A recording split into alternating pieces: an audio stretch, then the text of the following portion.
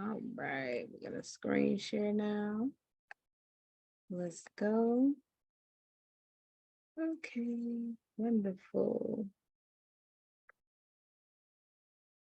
Let's see if the presentation is gonna load up. Oh, here we go.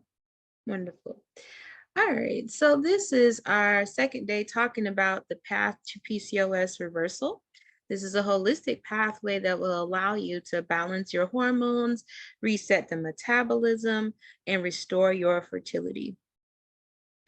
And so as we look at this next phase, the next phase is the uncover phase. Yesterday we went over reset. If you have any questions about that first phase, please drop them in the Q&A thread so that I can answer them for you. So in this video, I'll share what happens in phase 2, why it's important, and what steps matter that you need to take so that you can move forward as quickly as possible through your process, and you know exactly what steps to take and how to take them properly so they're effective and efficient and budget conscious. We don't want to spend too much money more than we have to, right? We want to use our time and energy wisely. So I'll let you know exactly what you need to know and what you need to overcome during this phase. If you have not taken the root cause quiz, please let me know by dropping a comment in the chat and I'll be sure to share that quiz with you. If you have taken it, be sure to share what your subtype is, and I'll be glad to dig into whichever subtype we have the most people on here with us. And so you should see a subtype accountability sheet loaded in the guide section for this phase. You'll see a guidebook loaded later today, and we'll also go over a PCOS supplement chart that just lets you know, like, okay, if I really need to budget and I need to be effective and wise in choosing supplements, what are the best things to do first? So we'll go over all of that today. All right. If you're excited to jump into day 2, can I get a day 2 in the chat, please? Let's get some good energy flowing today. Day 2 in the chat. Let's go. Hey, Ebony, welcome to day 2. If you're happy to be here, drop a day 2 in the chat for me. So, hey, Jerica, welcome, welcome. I see people flooding in. Welcome, everyone. Yes, Thelma, day 2. So what happens? Hey, Serena, welcome. What happens during this second phase? So during the second phase, we uncover the primary root cause that is driving our PCOS symptoms. Now, this does not mean that you don't necessarily have other drivers that are behind your symptoms. You could see that you have symptoms that are from different subtypes of PCOS, and that's okay. In this pathway that we're following, we're going to treat the primary root cause first. We're going to look at your specific subtype, design an action plan for you. And then once you really got a hold on those daily action steps that we went over yesterday that allow you to reset your body. Second, your primary root cause action steps. Then we go and we look towards uncovering any other specific drivers behind your symptoms. So we take this step by step by step.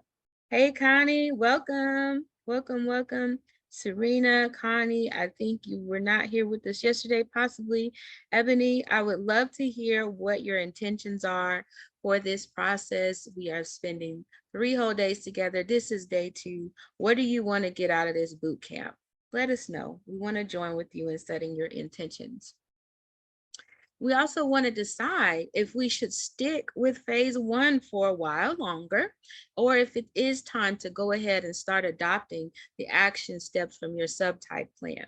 So when you guys think about this process that I've broken this down into, where number 1 is reset, where you're really getting to this deeply soothed place, you're taking care of your nervous system, you're reducing your male hormones, aka androgens. Hey, Alexis, welcome.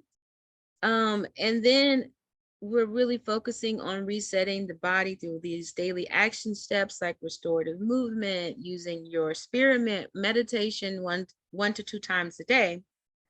If we think about those things, do you feel that you're ready to move to the second phase yet? Or do you still think that you need to spend time in phase one? If not, that's okay. We can simply learn what the phases are. We can learn during the day 2 and day 3 experience about what this really takes. And you want to take your time. So as soon as you're ready to move forward, you move forward.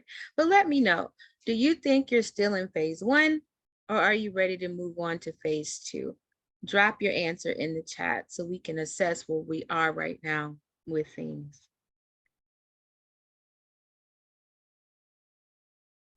All right. So let's move forward. What is really important during this phase? What's really important is getting laser focused on what your primary focus needs to be. One of the key things that you just don't want to do to yourself is get overwhelmed. Overwhelm is probably one of the biggest challenges that you'll have in facing any health goal, but especially with reversing PCOS. There's so many things we need to look after and probably overhaul in our daily habits. So we want to get laser focused. Make sure you have a full understanding of what is driving your symptoms and why. So if you have not taken that PCOS root cause quiz, once again, I remind you to go ahead and take that for me. You want to design your daily PCOS supplement regimen. Hey, Tanya, welcome, beautiful. You want to look at what supplements and herbs you're going to start taking, making sure not to do too many things all at once to keep it simple and step by step. The PCOS supplement chart that I have designed for you will help you take this one by one. We'll go over what each supplement is for so you can decide what is your biggest challenge with your symptoms, and then you start there. We want to feel better as soon as possible. So take action. This is where we're building one habit at a time with SMART goals. Have you ever set SMART goals? If so, I want you to drop SMART in the chat. If you haven't, drop a question mark so we can go through what SMART goals are. I don't want to go over it if you guys know what I'm talking about. So if I see a question mark, I'll definitely go over what SMART goals are. So let's jump into the meat and potatoes of what we're talking about today. First, we're going to talk about each of the root causes. So once you took your quiz, you should have gotten a result. And for that result, we're going to talk about why that came up as your result. So what are the signs and symptoms? And we're going to talk about what the action plan should be for each subtype as soon as we finish going over the signs and symptoms for each subtype. Okay, so that's our plan. For insulin resistant signs and symptoms, do you see yourself here? Because close to 70 to 80% of women with PCOS are usually under the insulin resistance category. This is why most people think of PCOS as an insulin issue, even though it's not always true for everybody. May not be everybody's primary root cause, but let's jump into it. If you're noticing the dark and velvety patches in the folds of your skin, like when I saw this, it was definitely on my neck. Runtaja, welcome. If you've had darkness on the back of your neck, and you know, when I was growing up, my mom always thought my neck was just dirty, you know, so embarrassing. And she would try to clean it off with alcohol, it wasn't coming off. Why? Because this was hormonal, it wasn't hygiene. So if you're experiencing even sometimes here on the side of the face and the folds of your skin, this is a definite sign of insulin resistance. Skin tags are a sign of insulin resistance. We've had that question come up in our group. And yes, that is definitely a sign that insulin resistance might be behind your symptoms. Cravings, do you finish eating a meal and you want something sweet? Sometimes that can be upbringing. You know, I definitely had that experience, especially with my dad's side growing up in Alabama. You know, there was always a sweets option after a big meal with the family, right? But at the same time, now if you notice that if you can't go without it and it's to the level of like, I need something sweet, I'm craving something sweet, I need sugar. You know, if I was to tell you to go without sweets and sugar, cakes, pastries, etc. for 4 weeks, how would you feel? Hey, nature. How would you feel? Could y'all do it? Could you go 4 weeks without sugar? Hey, Iva, welcome. If you could go 4 weeks without sugar, let me know. Hey, Samia, if going 4 weeks without sugar seems like hell, let me know. Let's talk about it because it's a real issue. And I want you to know that you're not deficient. You're not just incapable of saying no to the sweets. It's literally a physiological issue and sign of insulin resistance. So as soon as you start taking these action steps that we've talked about today to reverse this insulin resistant root cause, you'll see that it'll become so much easier to put the sweets down. Are you feeling tired after meals, craving stimulants after a meal like caffeine? You need some coffee. Do you crave coffee? Are you feeling hungry or jittery or moody when you finish eating and like 3 hours after that? If you can't go 3 hours, about 3 hours and still be sweet, kind, if you're feeling jittery, if you get symptoms of like hypoglycemia, you might be dealing with insulin resistance. Easily putting on weight was always one of the key symptoms for me. It was like I could just look at a piece of pasta and gain 10 pounds, right? Or it could also mean that you have a hard time losing weight. So you might also have officially been diagnosed with insulin resistance. That could be a possibility. Developing insulin resistance is usually a combination of your genetics, meaning that you're predisposed and more sensitive to developing this issue. And it also could be a product of your environment, meaning what you've eaten, how you move or don't move, sleep, the quality and quantity of your sleep, stress levels. You probably might be born with a likelihood of developing insulin resistance. So that's why you see family history is a part of that PCOS root cause quiz, because it's definitely related to the possibility of this being your root cause. So, but I want you to know that genetics are not the end all be all. So even though we say, oh, this runs in my family, that's only one part of the picture, and it's the smaller part of your picture. You're not beholden to your genetics. So just having a family history or genetic predisposition does not necessarily mean that you will end up with insulin resistance. However, it's how you eat, how you move, the other environmental factors that really work in your favor. So this is what you'll be able to tweak. They have a large role in whether or not this is going to develop for you. So again, how you eat, move, sleep, manage your stress, and factors in your environment in general, even down to your relationships. Those are the switch that can turn this condition on, so to speak. So for example, if you have a diet that's high in fructose, which is a type of sugar, that can increase your risk.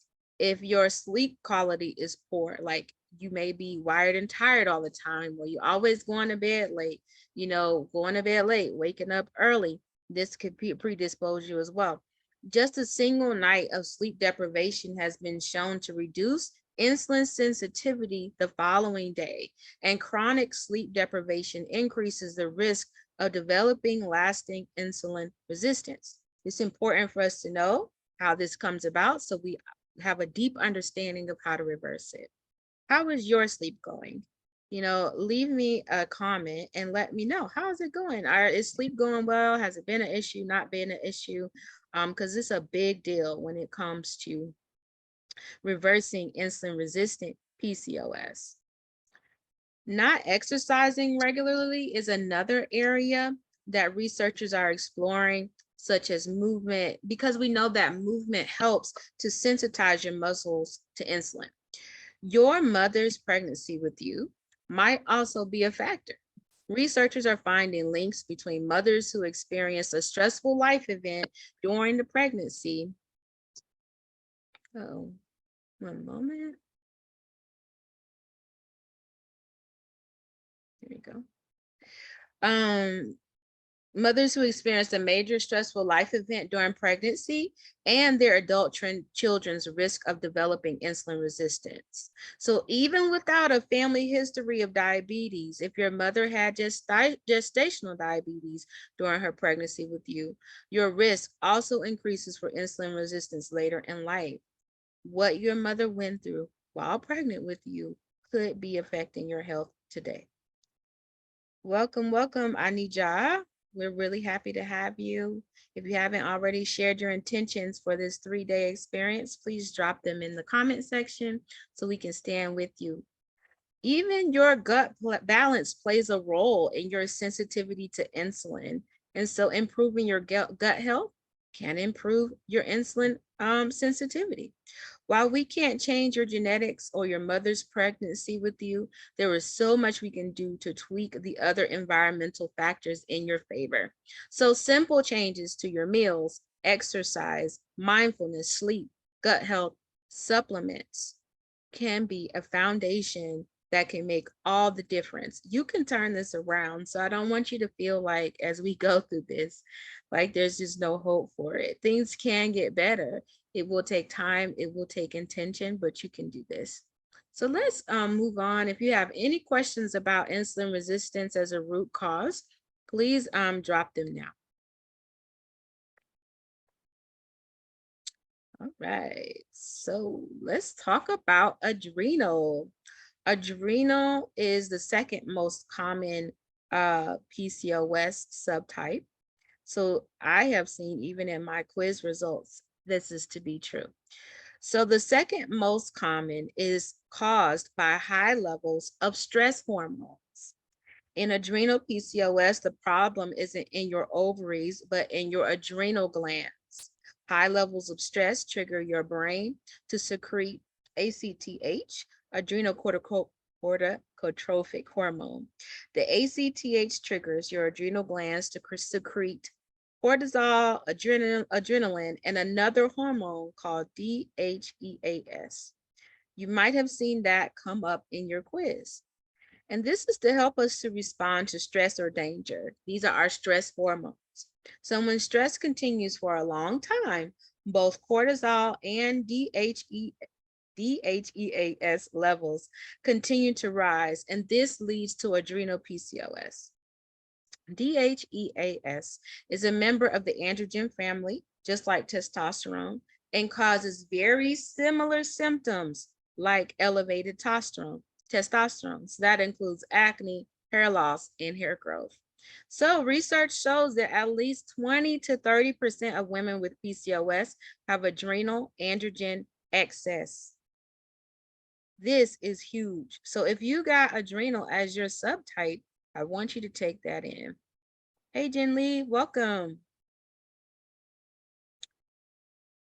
While the research in this area is still in its infancy, which is sad, several studies suggest that there may be a genetic link between women with adrenal androgen excess, meaning certain women with PCOS more likely to develop this PCOS form. So adrenal PCOS is essentially an abnormal response to stress. If we know that, then we can give ourselves grace.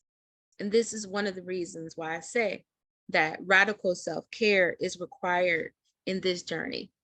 We have to be willing to acknowledge that most of us are very, very sensitive to stress in a way that other people might not be.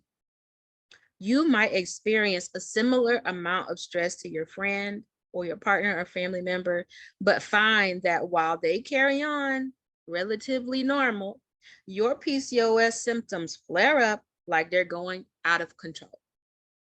I have experienced this, where you feel like you're doing good, you hit a bump in the road, stress comes up, and then you're just struggling to get your symptoms back under control. Has this happened to you? If this has happened to you, I want you to drop stress in the chat. Shaquille, welcome, welcome. The reality is that there are many stressors that can trigger this increased production of cortisol and DHEAS. Psychological stress, like that described you know, can be very real in our modern world and absolutely contributes to stress production. So like we've talked about, sleep deprivation, overworking, even financial stress can be a contributor. So there are other areas that we may not have considered to be PCOS symptoms. Have you considered that poor sleep, chronic infections, loneliness, restrictive dieting, over-exercising, autoimmune disease, and overconsumption of stimulants like caffeine are all stressors?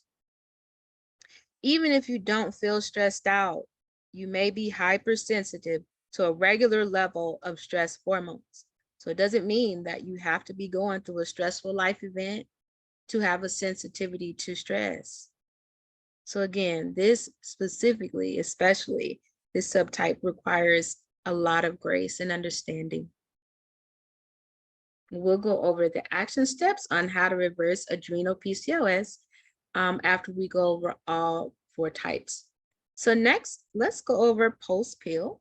I've only seen a handful of us come up with true post-pill PCOS, and that's because the symptoms always start after hormonal birth control use, and that includes the pill, the depot shot, the implant, and the IUD. So if you had PCOS symptoms before you started hormonal birth control, you went on birth control and you came off and those symptoms got worse, that's not true and true post-pill PCOS. True and true post-pill PCOS always happens after hormonal birth control with no prior history of those symptoms before using the pill or another form. When you go to get your blood work done, you might see elevated luteinizing hormone. You might see a high normal prolactin level on your blood test results. And the last one is inflammatory PCOS. With inflammatory PCOS, I want you to consider that all women with PCOS have some degree of chronic inflammation. So even though it might not be your primary driver, all of us should treat for inflammation. However, when you have the primary driver of your symptoms as inflammation, then that is considered inflammatory PCOS. So for this type to be your primary root cause, that means you have ruled out all the other 3, insulin resistance, adrenal, and post-pill.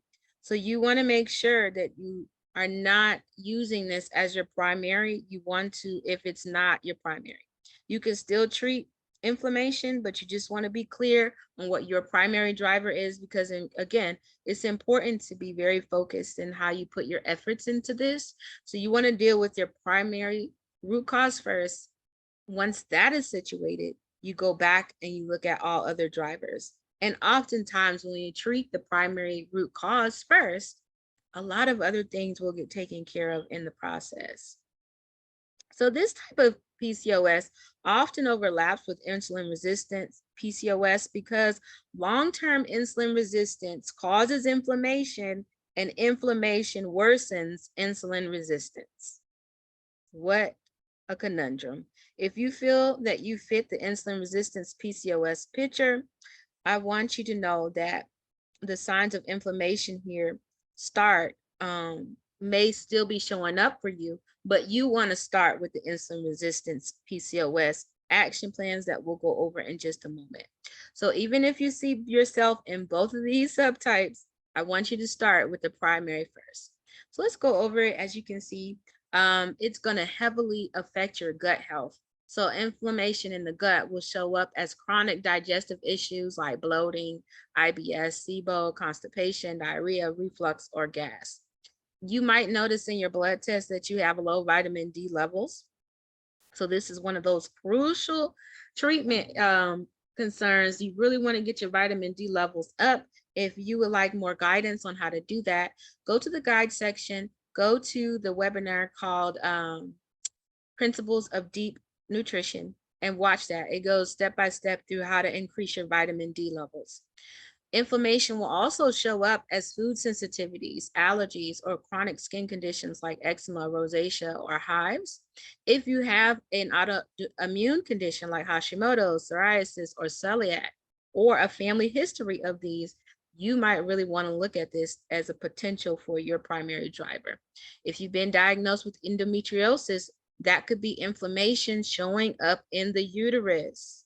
If you're experiencing low moods or depression. So there's some other ones that go under here, but those are a few. Those are some main ones. And I want you to know that inflammation is systemic. So it's not going to just be in one place. And that's why you see how it can affect your whole body, your whole being, really, because when we're going through issues like this, it's very demoralizing. So let's switch gears for just a second. I'm going to stop sharing my screen for a moment. Do we have any questions while we switch gears? Just checking in with everyone to make sure that we don't have any questions. Next, I want to show you the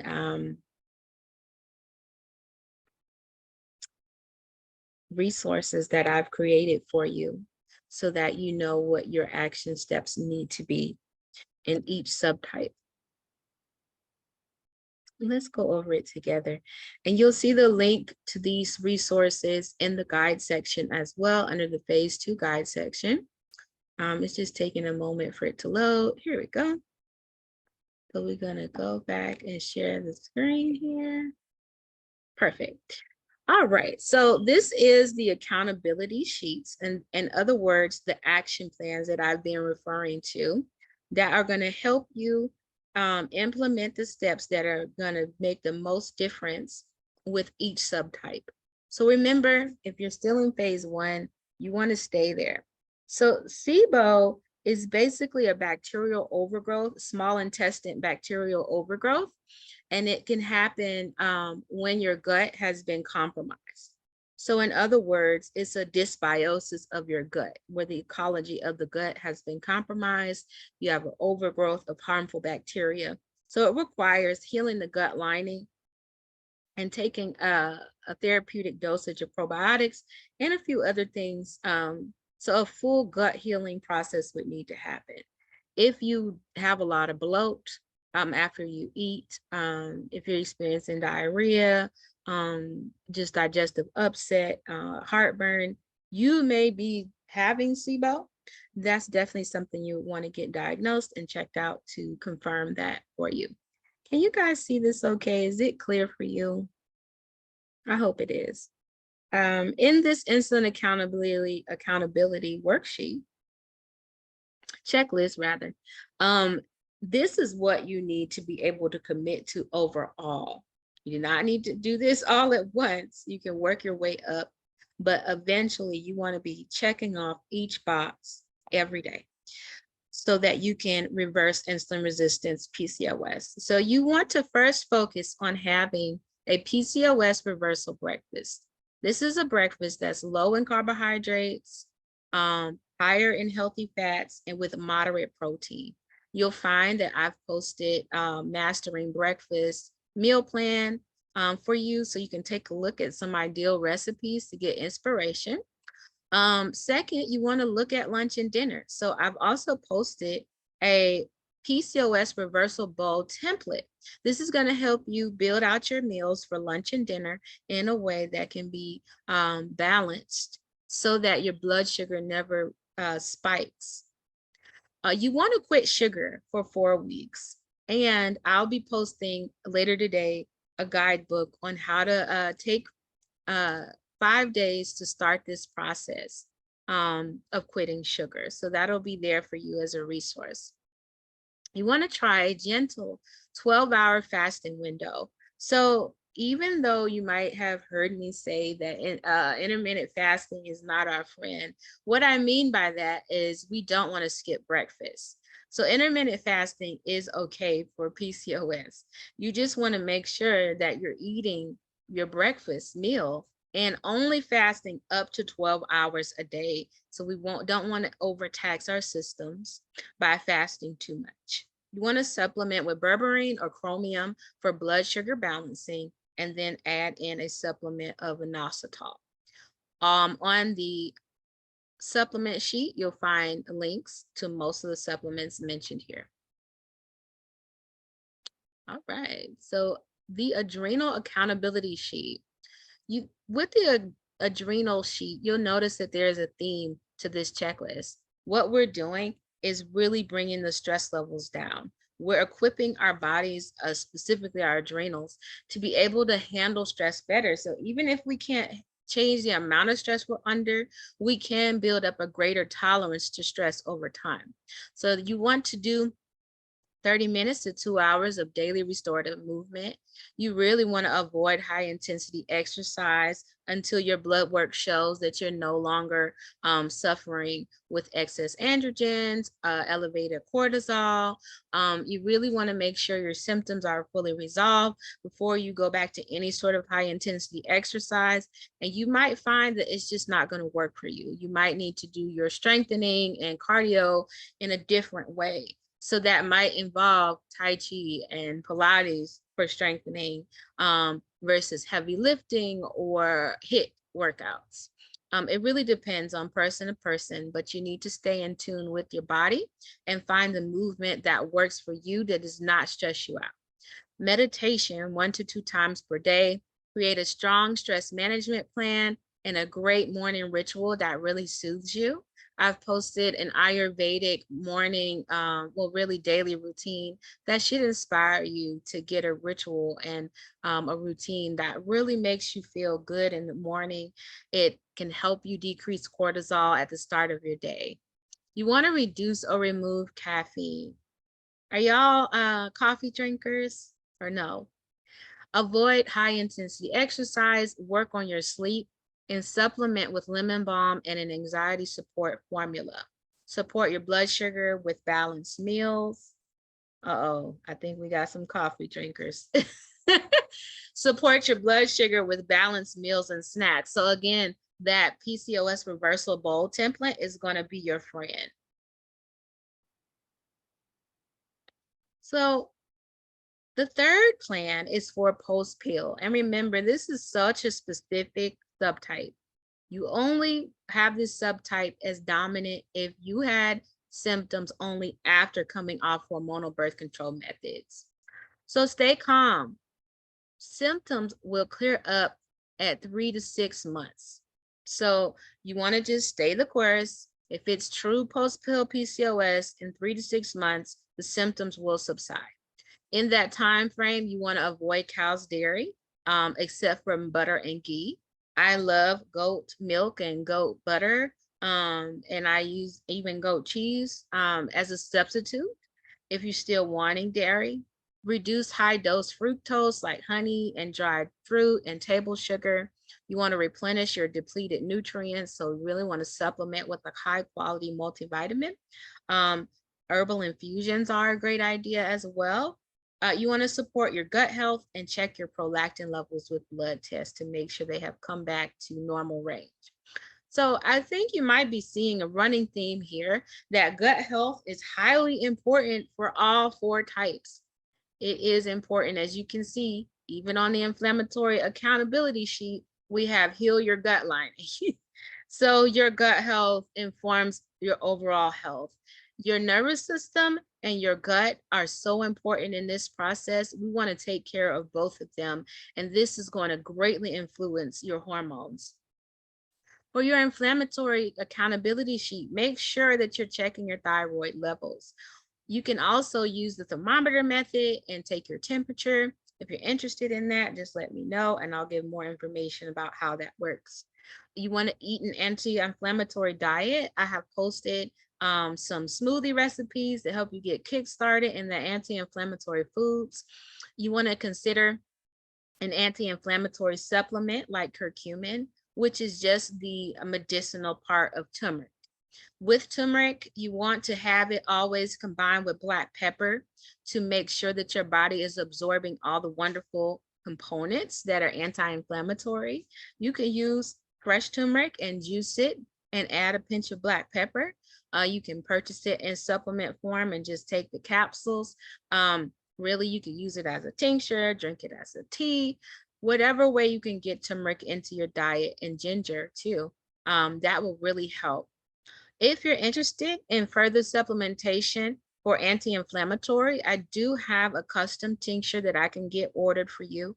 So just hit me up with a DM and I'll make sure to get that ordered for you. Especially if you're in chronic pain or like having low level achiness and a sense of fatigue, that might be an option to really explore. You want to correct your nutritional deficiencies. The reason why you see nutritional deficiencies come up on more than one sheet is because, again, the gut is so important. And when it's compromised, we have a hard time absorbing nutrients. So we have to take care of both eventually. But first, you heal the gut lining, you correct your gut health, and then you want to just flood the body with lots of bioavailable nutrients. Reduce exposure to environmental toxins. Check out the Bye Bye Toxin PDF that I uploaded for you guys, and find the right movement for your body. Do you see some common themes here? Find the right movement for your body. Do not feel pressured to get into these extreme exercise programs for the purpose of weight loss.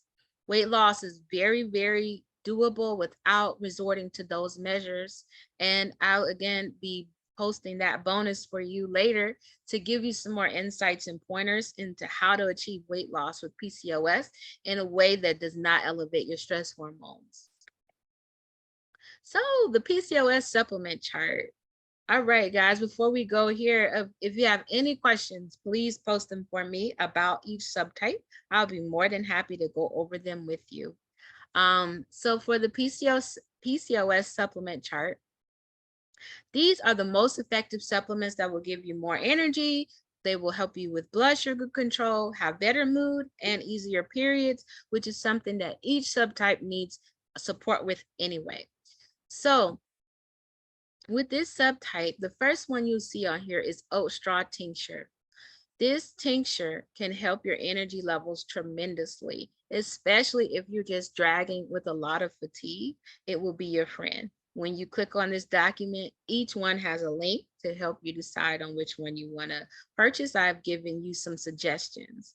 With the oat straw tincture, it is what we call a tonifying herb, meaning that it makes it tonifies and strengthens the uterus, but it also helps us reach hormonal balance. It gives energy, like a very soft energy that doesn't leave you crashing. If you've ever heard the saying, sow your royal oats, that's where this comes from. It increases your libido. It helps your periods not come on as heavy or having bad PMS. So it has multifunctions. So that's why I think it's a great choice. It's also naturally rich in B vitamins, the full family of B vitamins. DHT blocker, we've talked about that quite a bit. Inositol, we've talked about. DHT blockers are great for reducing those androgens like testosterone and DHEAS. Inositol is amazing and it can outperform metformin without the side effects. Berberine can do wonders for blood sugar control. Lemon balm is really nice. You want to take it in the evenings prior to bed. You can use it as a tincture, as a tea that you drink prior to bed. It's very, very calming. It soothes anxiety, but it also is clinically proven to decrease cortisol. So if you notice that you hold a lot of fat in your belly, this is the herb for you. Anxiety support. I've shared a formula, it's an anti-anxiety formula that has nutrients and herbs in it and homeopathic remedies. And this blend is wonderful. Again, you want to take that at night. And then you'll notice that when you wake up in the morning, your mood is very stable, you're feeling good, and you don't have a high level of anxiety. And then this last category, we want to take probiotics because, again, we talked about gut health, right? So we want to get a very potent probiotic. The link that I've shared with you guys is called BioK. You want to make it a priority.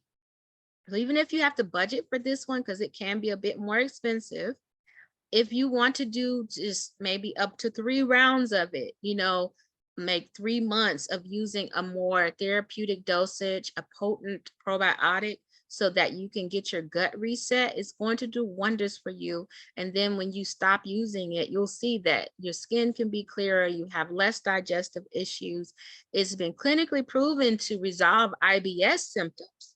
So it's a very powerful probiotic, and it's going to help every single subtype to be able to absorb the nutrients from the foods that we're putting in and to have a better time with inflammatory responses. So vitamin D, because we've discussed that, especially with certain subtypes, it's vitamin D levels being low is like very common. So the last one is lady's mantle. It's not as commonly known, but this is another tonifying herb. This herb is something you want to take every day. You can take 1 to 3 droppers as described on the bottle. And what it does is it strengthens the uterus, it balances your hormones, gives you a better period, not so much PMS symptoms. And you'll notice, especially if you deal with heavy bleeding, that it will take you back to a more normal amount of blood loss during your periods. So that is the end of the PCOS subtype resources that I wanted to cover with you today. So you may be asking, what's next? What's next? What do we do after this? So I just wanted to go over with you, like what's next after this. You want to download these resources that I just went through with you, your accountability sheet and your supplement chart. You want to read through the guide when I post it for you later today. You want to make sure that you're printing or downloading the sheet and the chart so that you can use it for daily use, And if you have any questions or you should get stuck at any point, please ask for help here in the group or comment below the Q&A post. I'm here for you. And once you go through these resources, you have your action plan. Even if you're not ready to take action yet, once you have designed your action plan, once you've designed your daily supplement regimen, go ahead and move on to phase 3. So you can still keep learning about what this process takes and requires of you. All right, y'all, that's all we have for today. I have truly enjoyed day 2 of the boot camp. Again, if you have any questions, post them on the Q&A post. Let me know what you've been thinking about this boot camp so far. I put a post up so I could hear from you. I'll see you tomorrow. And until then, take good care.